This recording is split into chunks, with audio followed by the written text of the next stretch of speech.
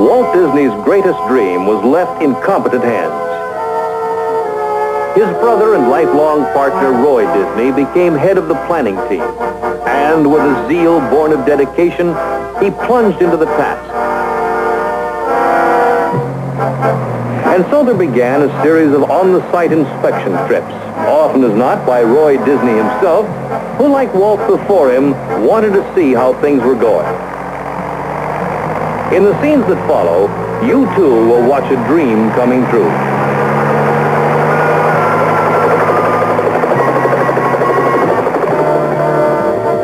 In no time almost, it looked like this. The construction site began to look like the model. Buildings taking shape, even streets and plazas beginning to appear. Approaching from the lagoon, when later there is a lagoon, we would disembark at this boat dock, make our way under the railroad embankment, and continue up Main Street toward the central plaza in front of the castle.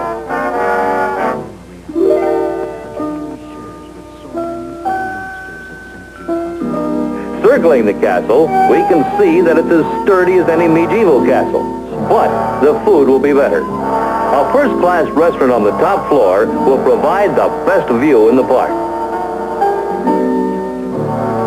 The two grandiose concoctions in the foreground are not birthday cakes created by some giant confectioner, but a railroad station and a city hall. Remember the sketches? Now the artist's dream has become a tangible reality.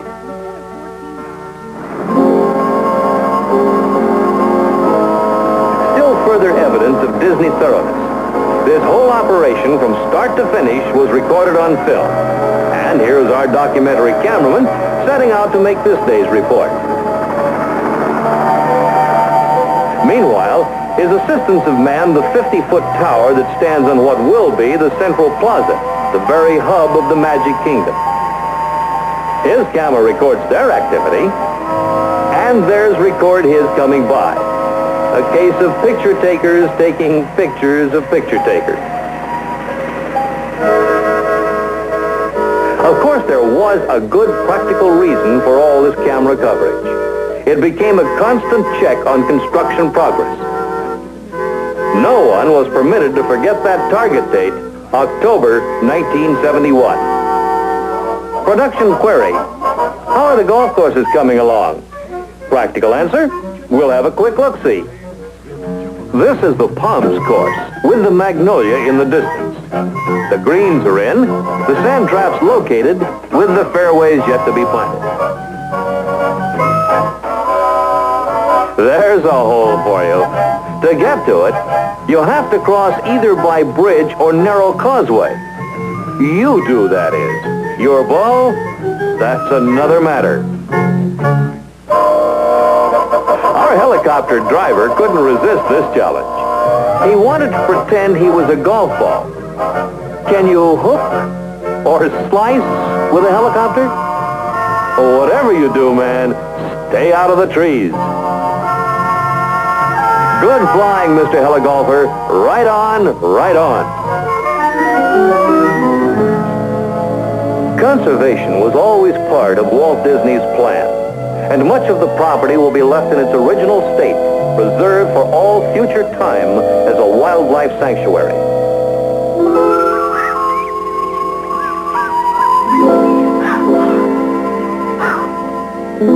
The great blue heron flying above it is almost a symbol of the wilderness spirit that will be left entirely untouched. In the park itself, meanwhile, one of the last big jobs is the monorail, the sky-running railway that will circle the entire premises. The tall pylons are in place, the streamlined cars are being readied for a first trial run, and here come the tracks, arches of solid concrete. Getting them to the park is an engineering feat in itself, for each of these spans is 110 feet long and weighs approximately 55 tons. Lifting them into place becomes almost an exercise in bridge building. 300 of these giant beams to create 5 miles of elevated track. Meanwhile, let's make a magic carpet jump to California to see what fantastic shows and attractions are being planned for inside these fanciful buildings. In California, a part of the Disney organization is known as WED Enterprises, formed by Walt Disney years ago when he was planning Disneyland itself. From the very beginning of Project Florida, WED has been busily at work doing what we call Imagineering, blending creative imagination with technical know-how. This may look like an explosion in a toy factory, but it's really one of our most charming attractions called It's a Small World. There will be nearly 300 of these doll-like figures representing children from around the world. But each one has been made an individual with his or her own cheerful face and native dress. Here again, carefully built scale models have been made so that our artists and designers can see just what the final appearance will be.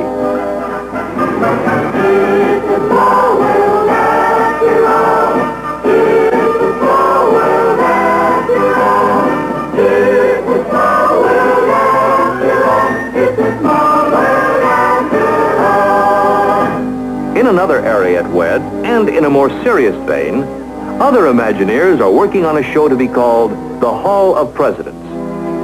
This will honor the men who have held the highest office this nation can bestow. For months, our artists and researchers have pored over hundreds of books and paintings and photographs, studying each president in minute detail. Beginning with George Washington himself, every president of the United States has been meticulously sculptured in life size.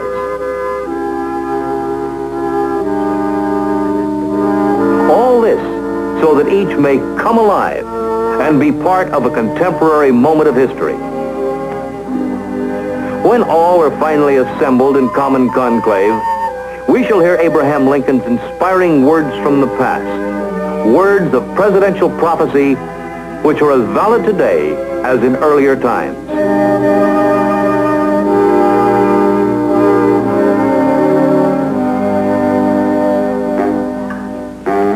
In contrast to the Hall of Presidents, let's see how a somewhat less serious attraction is developed. Here, one of our artist designers sketches out the members of a troupe of rather unusual bear vaudevillians. This is Henry, the master of ceremony. He heads up a down-home country music review. Now, the next step is to work out the routines of every act. Story sessions are held in which writers bounce ideas back and forth, and as part of the game, act out every part. This is Gomer playing a few bars to open the show. Now Henry takes the spotlight and says, "Howdy, folks, welcome to the show." Now we go back to Gomer for a solo on the music box. Any similarities between Gomer and our story man are coincidental? Here we see the magic of what we call audio animatronics. Of course, it isn't really magic. It's a skillful blending of imagination, electronics, and computer technology.